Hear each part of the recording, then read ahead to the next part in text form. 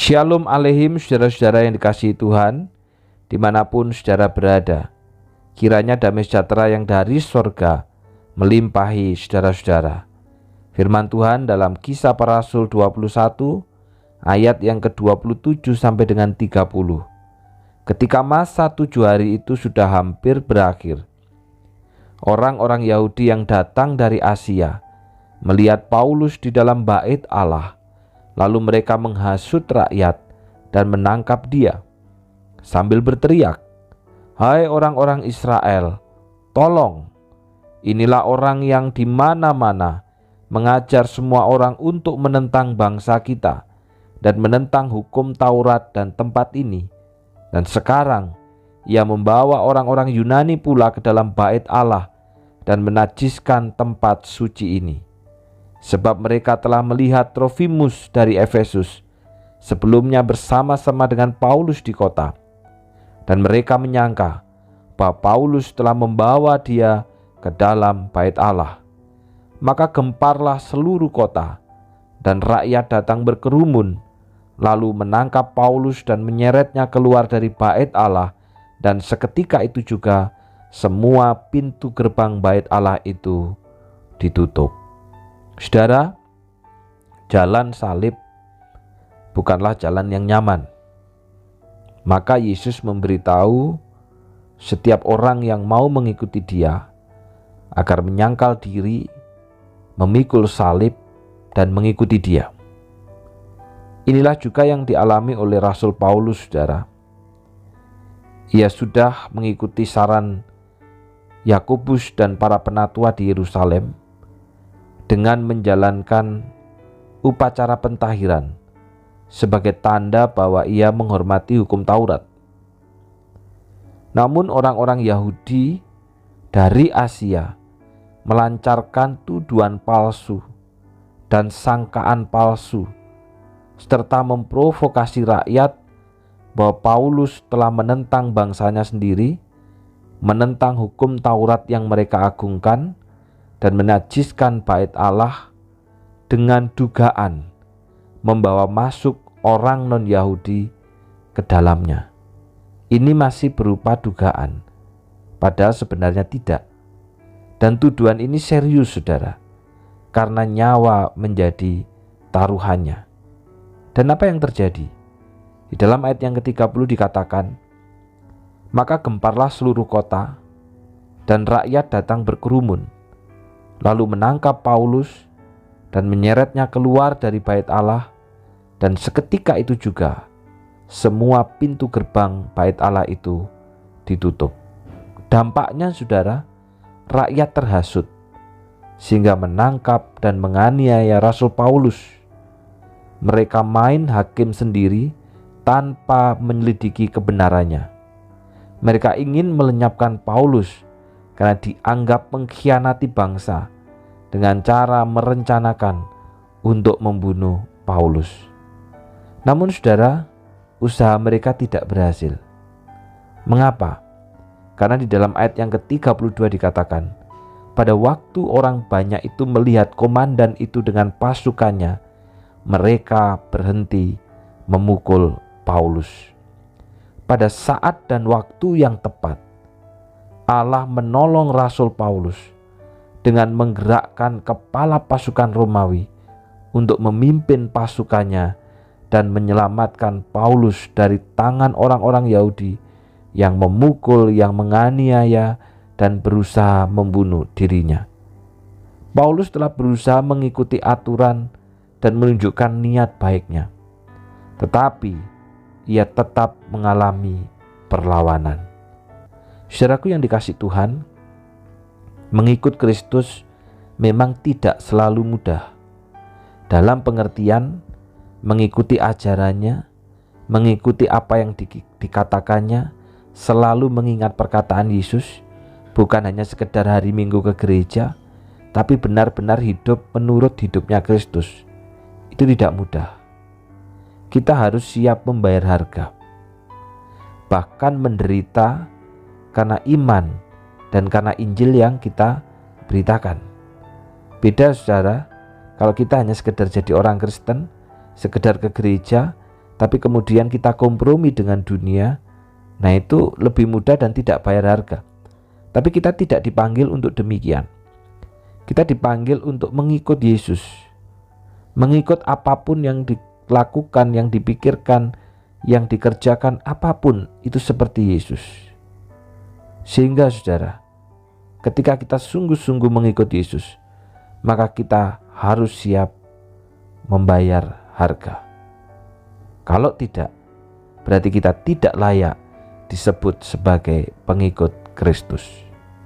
Ketika kita memutuskan untuk mengikut Kristus dan hidup dalam kebenaran, maka tidak ada jalan mundur bagi kita. Ketika kita hidup benar dan jujur, kita harus siap bahwa dunia akan berusaha untuk menjatuhkan, karena dunia yang telah jatuh dalam dosa tidak menyukai kebenaran. Saudara, dalam kehidupan pemerintahan saja kita paling tidak bisa melihat bagaimana seorang yang jujur, seorang yang lurus, seorang yang ikuti undang-undang, justru terkadang musuhnya malah lebih banyak. Tapi kalau orang itu tidak lurus, orang itu belok-belok, malah tidak ada musuhnya. Ataupun juga seorang hamba Tuhan, saudara, ketika berusaha lurus, ketika berusaha mengikuti aturan firman, ketika berusaha mengikuti apa yang Tuhan katakan, karena seorang hamba yang dikhususkan dipanggil untuk mentaati dan mengikuti perintah Tuhan, itu justru memiliki banyak tantangan. Nah, karena itu saudara, ketika kita mengikut Yesus, kita hidup lurus, kita hidup di dalam kebenaran, maka kita harus siap menghadapi tuduhan. Kita harus siap menghadapi fitnah. Kita harus siap menghadapi penderitaan. Karena dunia yang telah jatuh dalam dosa tidak menyukai kebenaran. Dunia lebih menyukai kejahatan. Sebagaimana Tuhan Yesus, sebagaimana Rasul Paulus, dan sebagaimana para rasul yang lain, para pengikut Yesus yang lain juga telah mengalami penderitaan karena iman. Namun dalam semuanya itu, saudara, Tuhan menyertai dan akan menolong kita. Ingatlah bahwa penderitaan yang kita alami karena kebenaran, karena Injil, tidak sebanding dengan apa yang sudah dialami oleh Kristus. Oleh karena itu, saudara, bila kita harus menderita demi Injil, marilah kita tetap setia mengikut Kristus. Marilah kita tetap setia mengikuti perintah Kristus, hidup di dalam ajaran Kristus. Karena Dia tidak akan pernah meninggalkan kita. Mari kita berdoa. Terima kasih Tuhan. Firman-Mu hari ini mengingatkan kami bahwa ketika kami sungguh-sungguh mengikut Kristus, maka sebenarnya kami sedang berada di dalam segala tantangan yang berat. Karena dunia yang telah jatuh di dalam dosa ini tidak menyukai kebenaran. Mereka membenci kebenaran dan menyukai kejahatan. Sehingga ketika kami hidup benar, hidup lurus, hidup kudus dan hidup jujur sesuai dengan firman-Mu, maka kami harus siap mengalami tuduhan, fitnah, dan penderitaan sebagaimana Tuhan Yesus sendiri telah mengalaminya, bahkan menderita sampai mati di atas kayu salib. Oleh karena itu Bapa, tolonglah kami supaya kami belajar untuk hidup lurus dan kudus. Dan ketika kami mengalami penderitaan, kesulitan dan kesusahan karena kebenaran itu, biarlah kami tetap setia mengikut Kristus, karena kami percaya bahwa Engkau tidak pernah meninggalkan kami. Pada hari ini Bapa, hamba-Mu berdoa untuk orang-orang tua kami yang sedang berada di dalam kelemahan tubuhnya. Berdoa untuk Bapak Basar Subagio, kiranya Tuhan terus menuntun supaya iman dan percayanya makin teguh dan makin setia kepada Engkau. Demikian juga berdoa untuk Ibu Leli Susanti. Dalam segala kesederhanaannya Tuhan, biarlah imannya pun juga tetap bertumbuh. Pengenalannya akan Tuhan tetap bertumbuh sekalipun di dalam segala kesederhanaan. Juga untuk Bobo Naomi Bapa, kesetiaannya adalah teladan bagi kami. Kerinduannya adalah bisa beribadah. Kerinduannya adalah mengasihi Tuhan sepanjang hidupnya. Dan biarlah itu menjadi teladan bagi kami orang-orang muda, supaya kami terus setia di dalam segala situasi. Berdoa juga ya Bapa untuk Bobotong Siuyin yang oleh karena usia mengalami berbagai kelemahan. Kiranya Tuhan memberikan kekuatan di dalam iman. Makin bertambah usia, tubuh ini memang makin lemah, tetapi justru biarlah iman makin kuat. Demikian juga menyerahkan Tuhan untuk Ai Iing dan juga untuk Suk Juan. Kami bersyukur melihat kesetiaan daripada Ai Iing, bahkan di dalam segala kesulitan tetap berusaha untuk datang kepada Tuhan, mendengarkan suara Tuhan, bersekutu dan berbakti. Biar ini teladan iman yang hidup bagi anak-anak, bagi cucu, bagi menantu, dan bagi seluruh keluarga besar, serta bagi kami, anggota tubuh Kristus. Kiranya Tuhan yang memberikan kekuatan dan juga memberikan pertolongan dalam kehidupannya. Bapak Reki Kusdiarto juga Tuhan, semangat dalam hidupnya untuk bisa bersekutu di dalam segala kelemahan. Tuhan kiranya juga menolong. Tuhan pula yang akan memberikan damai sejahtera dan juga sukacita di dalam hatinya. Koroni juga terus kami bawa dalam Tuhan. Biarlah kiranya Tuhan hatinya terus makin Tuhan lembutkan, sehingga juga mengalami kedamaian dan perjumpaan dengan Tuhan, dan imannya pun juga terus bertumbuh.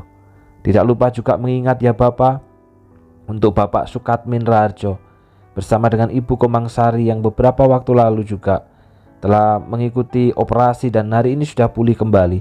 Tapi kiranya Tuhan terus tolong memberikan kekuatan di dalam imannya, dan biarlah imannya makin terus bertumbuh ke arah Kristus yang adalah kepala gereja.